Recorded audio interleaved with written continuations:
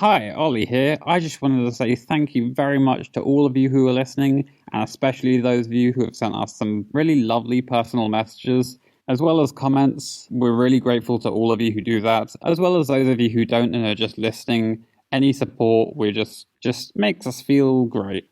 If you do enjoy, please do share with friends, leave us a comment saying what you like, even critiques if you have any. We'd honestly love all feedback. Not only that, but if you do actually really enjoy us, then you are able to nominate us for the Audioverse Awards. It's an annual celebration of fiction podcasts with a variety of categories.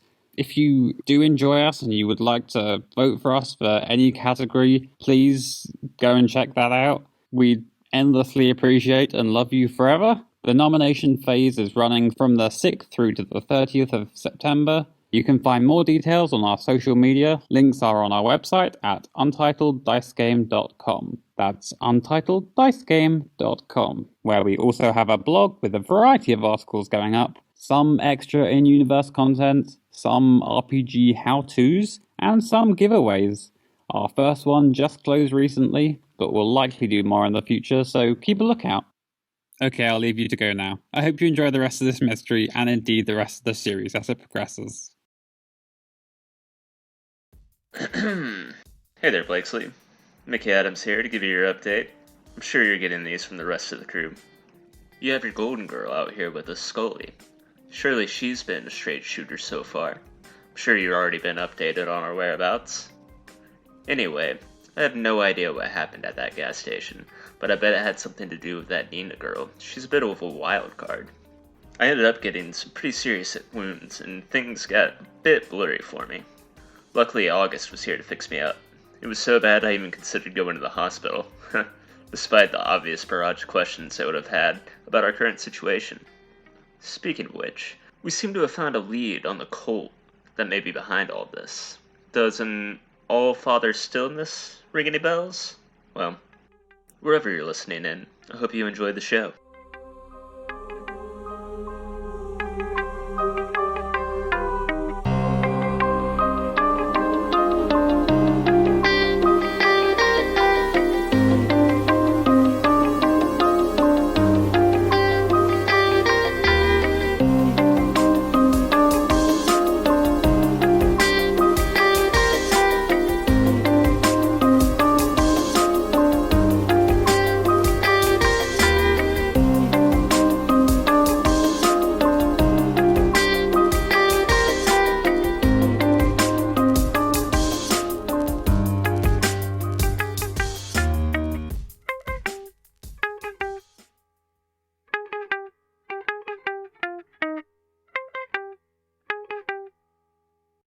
Hey everyone, I'm Matt, aka Rosenbagger, aka Rosie, playing Mickey the Flake. You can find me on Twitter at Rosenbagger_UDG. Hello friends, my name is Mike, and I play Nina Kozlov in our DoD game, and I GM our Blades in the Dark game. You can find me on Twitter at UDGMike. That's UDGMIKE. You might hear that as something else unless Dora's been super cool and replaced my old shitty Twitter handle with this new updated canned intro. So that would be cool. And you can find me on Twitch at Emberfang. I stream sometimes, mostly Magic the Gathering and other stuff. That's EMBURFANG. Thanks! Hello, I am Jin. You can find me on Twitter at SageJin, and I play August Julius Linus, the Hex. Hi, I'm Dora, playing Scully the Searcher, and you can find me on Twitter at THE_COOL_DORA. Hi, I'm Chris. You can find me on Twitter at Finite Jester. We're playing a game called Monster of the Week. It's a Powered by the Apocalypse game, written by Michael Sands and released by Evil Hat Games. I imagine we've all listened to the previously. I actually did not, but I think I remember pretty much everything. More importantly, all I need to know is that we have our megaphone. The most important thing is that you do, in fact, and I'm going to take umbrage with your characterization of the megaphone as yours. Do believe that distinctly... We promise to give it back. Yes, that belongs to Deputy, Carrie Phelps, and it was a gift. Forbes, Deputy Carrie Forbes. It was a gift to him from his grandmother upon graduating from the academy. And you talked that out of his hands and now possess it. So the high points, the gas station burned down in a big explosion, which was sufficient to destroy these apparitions that you had encountered, which you learned were the astral projection of some weird hippie cult that was living out in the desert since '84 by Dr. John Hansen, who called himself All-Father Stillness. And you found an article about the commune, which is, if you follow Route 454, past Ulton's Bend, it'll get you to a road they're now calling Stillness, and there's all these concrete domes in the desert. You had made it to the roadblock, where Deputy Carrie Forbes was again. Talked the megaphone out of him. Nina told him to get the fuck out of the way, because you had business to attend to. And there we have it. I think our show opens with the wheels grinding over the dust towards Alton's Bend. Oh, but it would probably be a good idea to do the agendas, too. As Keeper, my agenda, to make the world seem real, play to see what happens, and to make the hunters' lives dangerous and scary. Your agendas are to act like you're the hero in the story, because you are, to make your own destiny, to find the damn monsters and stop them, to play your hunter like they are a real person. And as we see the black SUV grinding across the desert road toward Alton's Bend, do we have any start of session mystery moves? Ooh, I have one. Now, Or is that... that's at the beginning of each mystery. This is not a new mystery. This is not a session. You are correct. So, do you still have one hold left, or did you spend all of them? I do have one hold left, I believe. Okay, I thought so too. You asked, when will the next critical event... Or that might be the only one you asked. Was there another? I should probably have. Actually, yeah, that might be the only one I've used. I think so. No, I've used what does the monster want from this person as well. That's right. And what it wanted was for it to shut the hell up. Yep. Quiet. All right. Cool. So there's Deputy Forbes. There's that rolling down through the desert. What's the big plan? I have a question before we get started. I have an answer. I was considering retconning my last level, where I took advanced moves and instead getting a move from the mundane playbook. Ooh, which move? The one that lets you stumble across something. Oops. So yeah, oops or whatever.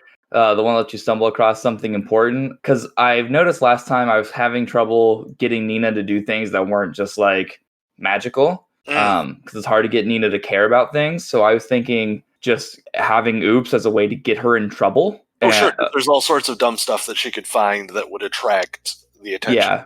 Important doesn't mean safe. You know what I mean? Mm-hmm. And so I wanted to ask you guys about that and see if you thought that was an interesting thing to do instead. I think it is interesting. I mean, it's up to you. That reasoning seems sound. Yeah, cool. Alrighty, I'm going to do that then. Thanks, friends. Yeah, absolutely. So I think the two big things that you would know heading down this desert road are that there are still people in Alton's Bend that would be under danger of attack, and you would also know the location of the commune. So argue amongst yourselves over yon courses of action. I'm driving. Well, we want to stop them, and I would think that as we're driving down the road, whether we're going to the commune or not, Mickey would be tinkering with this here megaphone. Possibly be some weird science. I want to try to find a way to make this saying like as powerfully loud as it could possibly be. I could help. I could enchant that. You can enchant that. Well, I don't normally use magic, actually. So I guess I can't. Yeah, we just went over that. The read of the move Weird Science is when you create or adapt a device to analyze or deal with strangeness. And so I think taking a megaphone and making it louder does not qualify. If you were to use it, let's say you had seen, spoiler alert, some sort of like manifestation of enforced silence that was going on, you could then adapt the megaphone to be like, okay, well, there's something weird that's going on here. I'm going to make this device deal with that particular phenomenon. Whereas right now, the only thing you're aware of is that noise imbues them with substance. It makes them substantial as opposed to insubstantial right now. Just having the megaphone and pushing the button that makes it do its siren thing is going to fight the monster right now. Okay. Well, he's still probably fiddling with it at the very least. Oh yeah, I would say that you Plus could... You might risk just like breaking a perfectly usable megaphone. Well, just like messing with the buttons. trying And it we out. Yeah. still have the Bluetooth speaker. Yep, and your iPod. You went back and got the iPod as well. Yeah, so we have those, and we also have the most annoying Fall Out Boy song. Get the Bluetooth speaker hooked up to the megaphone, and then we can just blast that. Nice. Yeah. No, I think you can do all of that sort of stuff without even having to roll for it. You know, you've got the basic move. You can tinker it so that it's even louder than normal, and that's groovy. That works out. So the big question is to Ulton's bend to look for victims, or straight into the lion's den to find the commune. Well, I suppose that the question then is, are we here to defeat monsters or are we here to save people? I mean, I would think both. Do you suppose we should split up? Some of us try to find possible victims and save them, and someone else go and deal with these people? Classic hero move. That's a good thought. Classic, should we split up? The answer is usually always no. To be fair, this isn't D&D, so... That's True. true. Splitting up could get us more information. But Schrodinger's victim, right? If we don't go to look for them, they can't necessarily be dead. So in a way, that could be saving them. I'm pro splitting up. I think that's smart. We're going to have a couple people go look for victims, and Nina and whoever can go destroy monsters, because that's what Nina does. She destroys monsters. It was Scully who found their, where they may be, right? Or was that... Yeah, so Scully found where they may be. Scully is... Let me remind you. Also, Scully also never needs to act under pressure when supernatural forces alter the environment around her, and she gets a 2 armor against harm from sudden changes to the laws of physics. Wow, that's dope. Because she has the Zone of Strangeness as her first encounter.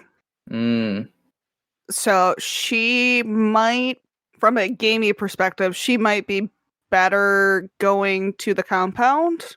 You have your own car as well, right? Theoretically, I do, but based on how we've been running the thing, I think we're all in one car. Well, my only concern is that Nina can't drive herself, so... Well, that's why Nina and Scully should probably go to the compound. Yeah, I agree with that. Ladies' night. Yeah, and then I guess the two of us, August and Mickey, can go and look for more information in town. See if we can locate potential victims. I'm totally fine with rolling it back a little bit, especially since, Scully, you do have the playbook move that gives you the vehicle. Right?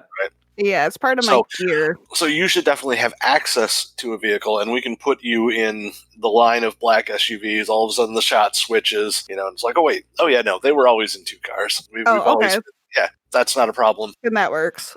Especially if we can split you up. I'm totally... It could be that you just have like a separate account with Hertz or something like that. Or maybe they just, or maybe because I have that access to that, they let me have that as an extra thing. Right. Yeah. They give you the free upgrade so you can get like a sports car or something. Maybe a convertible. No, I imagine it's maybe like a 2002 Elantra. Well, no, I'm almost imagining it like when we went to the field office, because Scully has all the forensic kit and stuff. Maybe the field office let Scully borrow that. That makes sense. Because she has a forensics kit and an investigation kit, and depending on how tricked out that is, it could take up a lot of room. Well, and that could also work with one of the things that they would make certain that that's there if they're flying you in somewhere, that you have access to this sort of rolling field office, and because you are trained in that specialization, it would make certain that that's available to you. And that could require, because like you said, there's so much gear, you'll have room for another seat, but then they have to send another vehicle that another team could use. And sometimes you just have to split up and try different things, so you want to be able to have that flexibility. I think that's a totally sensible thing. So Okay. awesome. So Scully and Trainwreck number 1, and then Trainwrecks 4 and 5 can be in a separate vehicle. One thing I would ask you guys to do when you're going to the compound is be on the lookout for any audio video equipment, something that Mickey may be able to hack into at a future point. Okay. Other than that, have Okay. fun, be safe, watch for deer. Like that's Okay. Where and wash your hands. are we in a Oh, place yes, that deer always. live? Right, Jen? you Main know what? question, who's getting the Bluetooth speaker?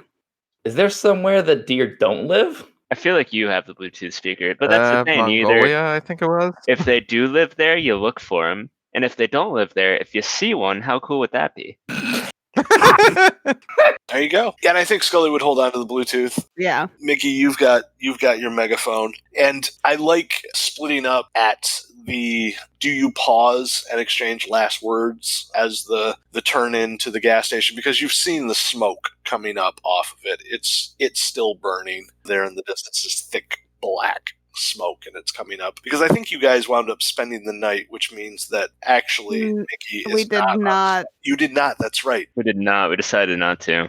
Okay, If so we too thought, badass hey, to people wait. could die if we. That's right. Okay, so dusk is setting in, and the sky is purplish against the thick black column, and a slight glow rising from the area of Alton's Bend. There will be the turnoff for those who are going to town. Do you pause there at the breaking, or just And have like everyone be moment? safe moment?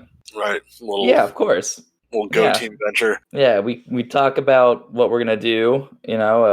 Exchange, make sure we have each other's correct phone numbers in case we need help.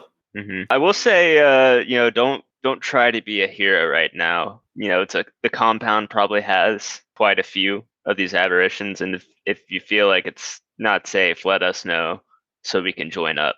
We'll kind of do the same, try to get people to safety. I think the whole point of the Department of Deliverance is to be big damn heroes. Am I wrong? You got a point, but if You're no you're help out, if you're dead. there's a line between being a hero and being dead. Yeah, you got a point there, August. Okay, so meet back here at the gas station in how many hours? How far away is the compound and the town? Friendo GM. Hey, you having not driven there, it's tough to What know. does Waze say? You probably looked up. What does MapQuest tell you? Oh, okay. Probably about 20 minutes. Okay, so like Not real far. 3 hours should be long enough then, right? Yeah. Yeah, 2 or 3. Yeah.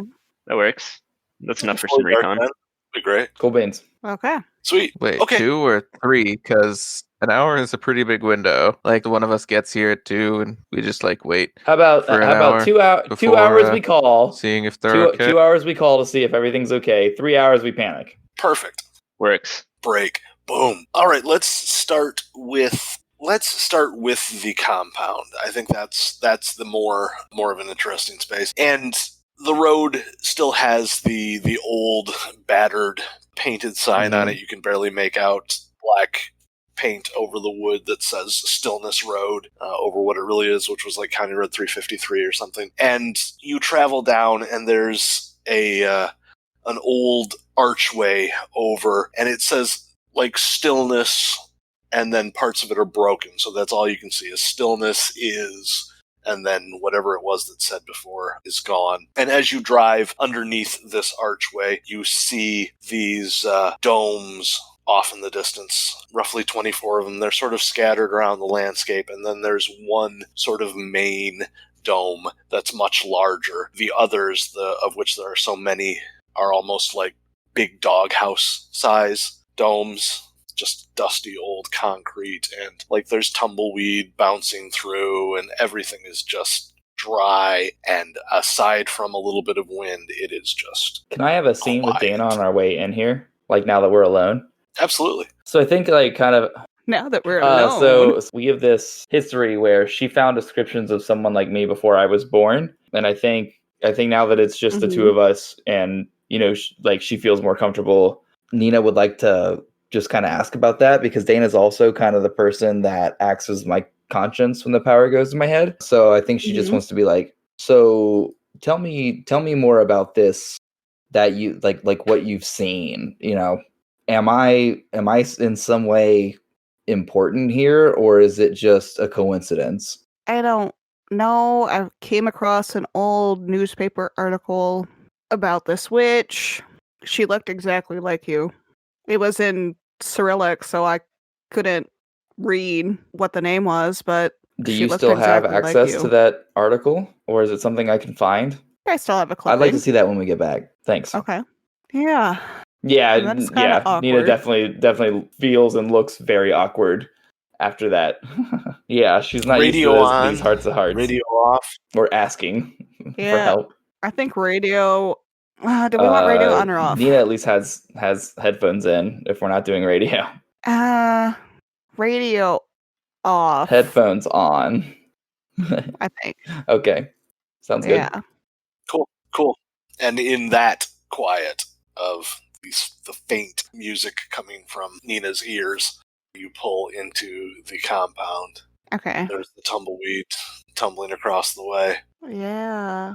I think that pulls up closer to the bigger dome Okay. using the logic of it's close or it's probably an important gathering space.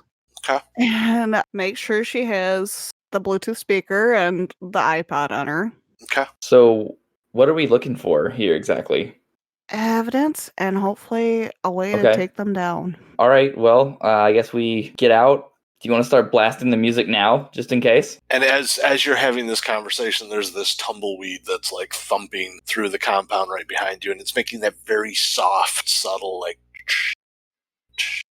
And then when it hits, there's two that it hits in a row, and there is no noise that happens whatsoever as it does that. And then it bumps up against one of the shorter domes because they're sort of scattered around the larger dome. It's not at the exact center of it. It's almost like they radiate out away from it in every direction except where the road comes up. Okay. And there's like old but like cattle fencing around it, and it slams into one of these smaller domes and does not make a sound. Okay, I think we like seeing that, or not hearing that rather. We like probably just look at each other, and then Nina slams the car door really loud, and it echoes. And Scully reaches into the pocket, pulls out the iPod. Maybe we don't have the Bluetooth speaker on just yet.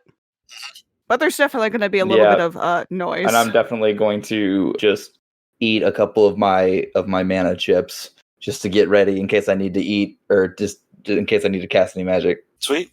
The large dome in front of you has a flat section like an igloo does, and there's a set of old, weathered wooden doors that have just gone white in the sand and the wind, and it looks like one of them is popped open, and it's got the stereotypical slump of desert sand coming up into it. So it looks like you would be able to simply walk in. One does not simply walk into the compound place.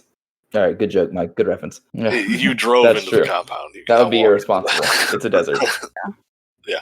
Okay. Yeah. Time to investigate a mystery. I was thinking the exact same thing. And this was probably, she grabbed some investigation tools. Probably there's like a flashlight.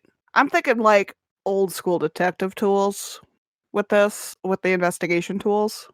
Okay. Yeah, some common things, some jars to take some samples, a big magnifying glass kind of thing if you need to take a good look at something, these sort of things. Yeah. Probably some common like chemical tests to test for the presence of various whatnot. All in some sort of a stylish valise that you can tote about with you. I think. So, are you going into the main building? Is my primary concern at this point. Okay. Yeah. Excellent. Go ahead and let's investigate a mystery. Let's investigate a mystery. Cool. What one question would you like to know? What is being concealed here? And I think that fits in with the whole she's looking around. Maybe carefully getting into some stuff.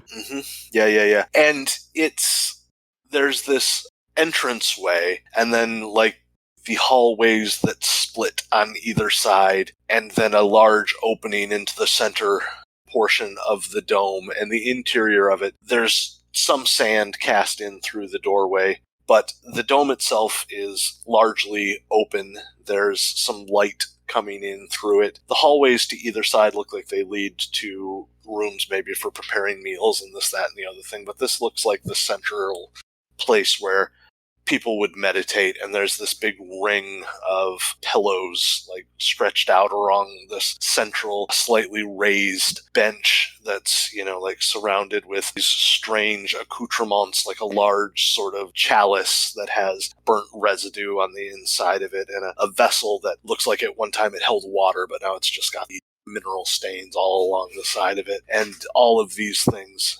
So what is being concealed here? What is being concealed here is as you move around, and again, your footsteps, at one point, they just stop creaking. And you feel... Does the iPod cut out too? Yes, the iPod, there is all of a sudden a silence, a quiet that washes over you. And what is being concealed at this point is that you have attracted the attention of All-Father Stillness. Yay. Okay. How do we know? That's great. Do we know that just because of the quiet thing? Or, does All-Father Stillness...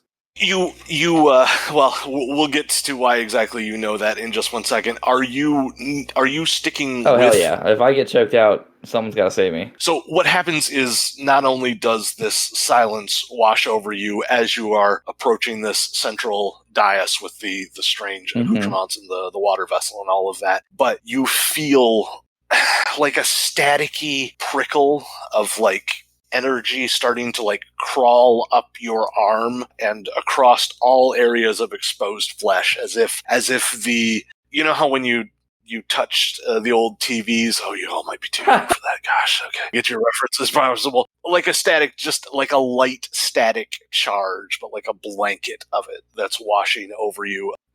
And you do get to take one harm that ignores armor. As this enforced stillness, you just feel it squeezing down on you, and you feel a very strong presence. Turn around, and there is an older man, but apparition style, very faint and very indistinct. And he is in ceremonial robes back at the entranceway, and he just looks at you. Are we both taking harm, or just... brings his hands to his lips. Oh yes, you're both taking harm. Brings his hands to his lips.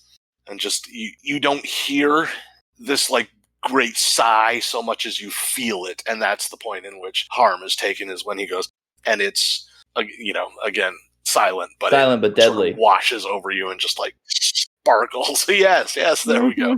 Hey! I don't think we've had one of those yet this episode. Put a big one up on the fart joke tally board, Steve. Ding. So, what do you do? Can we talk? Can we still hear each other, or is it all silent? Can we make noise? Are you trying to? Yes. So I guess I'm gonna say to the apparition and just what the fuck are you trying to do here? Do my voice do? You feel, the tingles and the vibrations of all of the parts of your speech, but it's almost like as you open your mouth to let them out, that static crackles along the inside and wraps along your gums and shakes your teeth, and you don't feel any sound coming out. Nice, a 12. What would you like to know about this bad situation? And Nina, in your head as you say this, you feel... Please, stop talking. What's my best way out? Well, unfortunately, you're sort of in this dome. And the only door you've seen so far is the one that you came in through. And that would be past this gentleman who is far more clothed, that one's for you, Sarah, than any apparition you've seen so far in the desert. So your best way out your only way out is past him through that door. Unless you can, burst through the wall, but no, we don't have that. Well, we might have it, but yeah, I'm gonna use my Kool-Aid Man ability. Roll Kool-Aid. Roll cool. To aid someone. Yes, that's good. What's most vulnerable to me? Nina's feelings right now. True. No lies detected.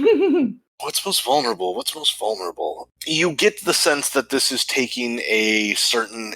There's a lot of exertion going on in order to enforce this stillness. And you had just your iPod playing through like headphones. You hadn't turned on the speaker or anything like that. Nina was shouting, but when you noticed it, it was already fairly quiet. So this enforced stillness, this enforced quiet might be vulnerable to you. Okay. I don't know. What do you think, Mike? What in terms of what questions to ask? What's the last question? I want to know how to end the silence, because I think it's only going to get worse for us. But I don't know what question that would be. Think that maybe the dangers one? I think, yeah. What's the best way to protect the victims? Yeah, I guess we'd be the victims there. Well, yeah, there's the what's the best way to protect the victims, but he could be getting... Yeah. What's my best way in? Like, what's my best way into destroying this bitch? If that's a... I feel like that's a bit of a stretch. Look, I've got my yoga stuff on. I haven't upgraded. I haven't been able to upgrade. I'm leaning towards, are there any dangers we haven't noticed? Oh, yes. Yeah, I think that's a good one. Yeah, and the answer would certainly be yes. Uh-huh. As you look around, because you're up on this dais in the center of this room, which is surrounded by these pillows, as you start to look around, you're starting to notice, like, some of them are becoming indented, and it's like there are forms that are almost filling up. You can almost see them when they're out of the corner of your eye, and they're probably, there are 20 plus pillows in this room. These little meditation things, like dusty burgundy with gold tassels off the end of it, and each one of them has like a smaller version of the larger things, the little chalice with some ash in it, and a vessel that may have contained liquid at some point. And they're starting to, maybe they're heeding his call. Okay, so based on that information, what we're going to do is we're going to turn on the Bluetooth speaker. Definitely. Okay, sounds good. Definitely. Fantastic. You... Uh-oh. Well, the neat thing is that the noise makes them manifest. That's neat. Yeah, that's definitely neat. Pretty clear. That's neat. What's the tune? Is it daylight out? Oh, I had a good one. I don't know that one. No, my question is it's It's daylight out, right? It's dusk. It's dusk. The purple friscolating clouds are moving in. How about my songs Know What You Did in the Dark? All out, boy. Yes. Okay. Yeah. Okay.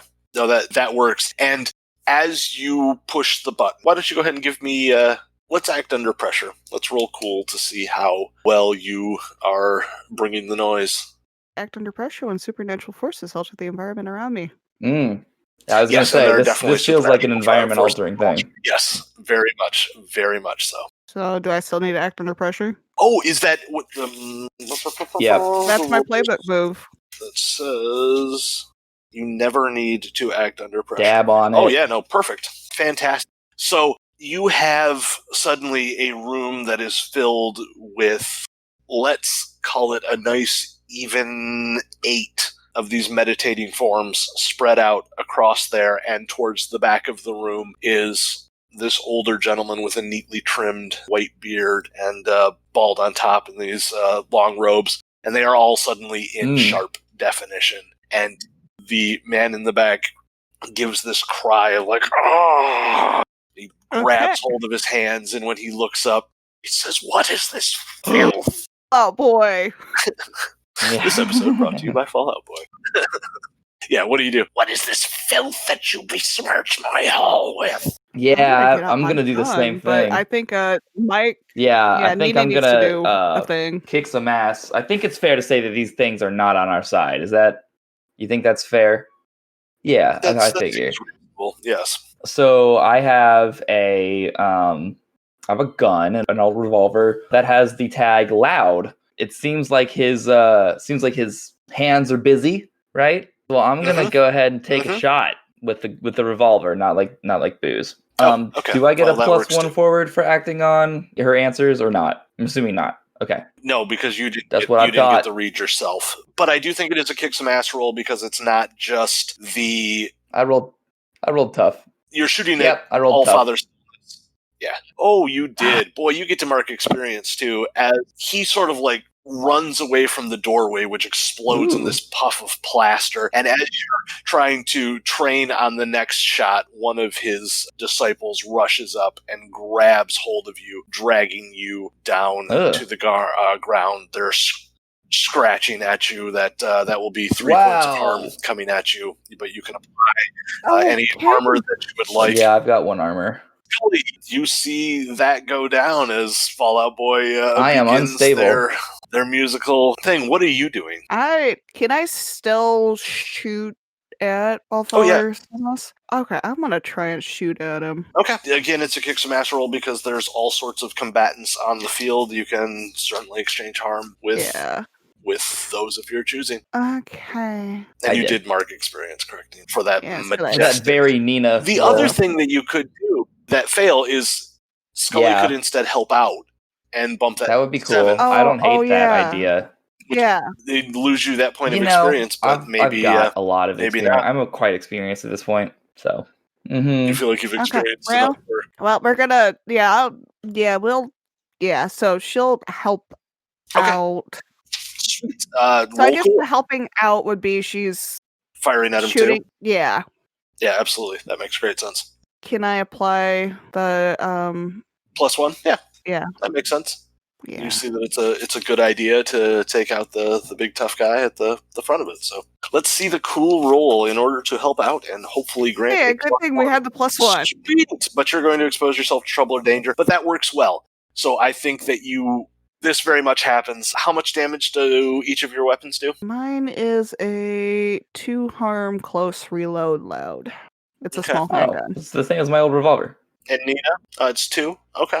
Yeah. And that'll work well, especially since I'm. Yep. And again, what happens is I think the same. We just get like the poetic symmetry of them slamming at you from different sides, and you sort of like pass each other, like stunned that you're being knocked to the ground by these creatures. But instead of 3 harm just to Nina, we can put a pair of harm on each of you. Again, apply any armor that you wish. We'll roll that up into that. So 1 harm to each August, of us. are you there? Oh, 2 harm to each of us. 2 harm to each of you. Okay. Yep. I don't have that I got kind 1 of armor. Okay. I'm here.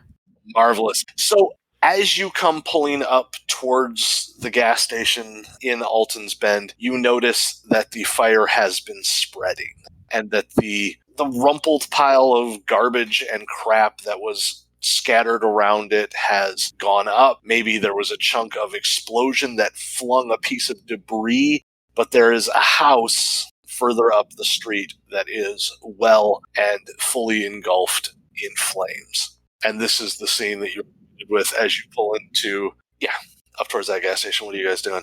I guess, August, are you driving or am I driving? I don't think August knows how to drive, so... Okay, I'll be driving then.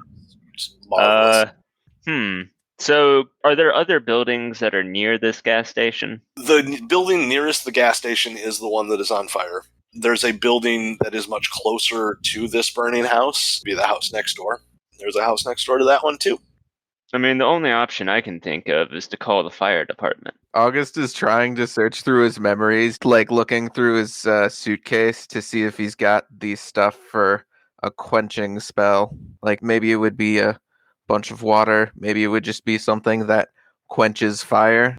That's a pretty big piece of magic. I mean, I could see some sort of weather thing that could come in. In the meantime, Mickey, as you're driving, August is there trying to figure it out. Right. And then, Mickey, you're driving. What are you doing? Where do you go? Well, I think I kind of stopped the car. We're just kind of looking at this right now. One of the things that I guess I'm thinking about right now is why hasn't the local law enforcement taken charge? Why hasn't somebody else called the fire department in? Because, are they all at the roadblock still? Yeah, they were told to stay the crap out of town. You guys had this under control. This has been on you to pull the trigger and bring in backup this whole time. This was part of what Blakesley told you at the get-go. He was like, look, we do not want any more dead deputies in there. We are asking everyone to stay out of town and let us handle it. And you guys were the ones who were supposed to handle it. Okay, so I pull up on the GPS where the fire station is, because if everybody's left town who's important, perhaps And when I'm communicating with August right now, all of this is going to be telepathically. Trying to be quiet still. Okay. So I'm telling him, it's like, we gotta minimize damage here. This is kind of, I wouldn't say it's my fault, but our fault. And Yeah, August is just flipping through a grimoire, like looking through his stuff, trying to see if he's got the stuff for a spell to quench this wildfire. As you approach the house, you suddenly see here they come around the back corner in this bathrobe with a garden hose in hand, spraying it down. Here is a middle-aged gentleman attempting to fight the fire on his house, and he all of a sudden drops the hose, points, and goes running in the other direction. so I look in that direction. And you would see a very familiar sight, a old, leathery-looking dude, long hair, no clothing, standing across the street very quietly. Can I telepathically communicate with this? You are welcome to try. I'm going to communicate with him telepathically. Okay. I feel And like this is a classic roll weird scenario, though, because this, while it is human, it's also kind of, the monster. Ooh, yes! What do you know? That's an 11, so I hope that's something good. That is totally something good.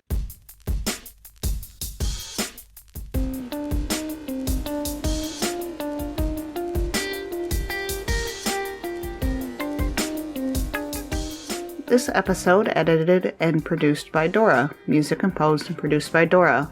For a full list of all participants in Untitled Dice Game, along with their roles, characters that they may play, and social media, visit UntitledDiceGame.com. For the latest news, follow us on Twitter at UntitledDice. Don't forget to like, comment, and subscribe. We would love for you to tell your friends about us too. Thank you for listening. We really appreciate it. Bye-bye!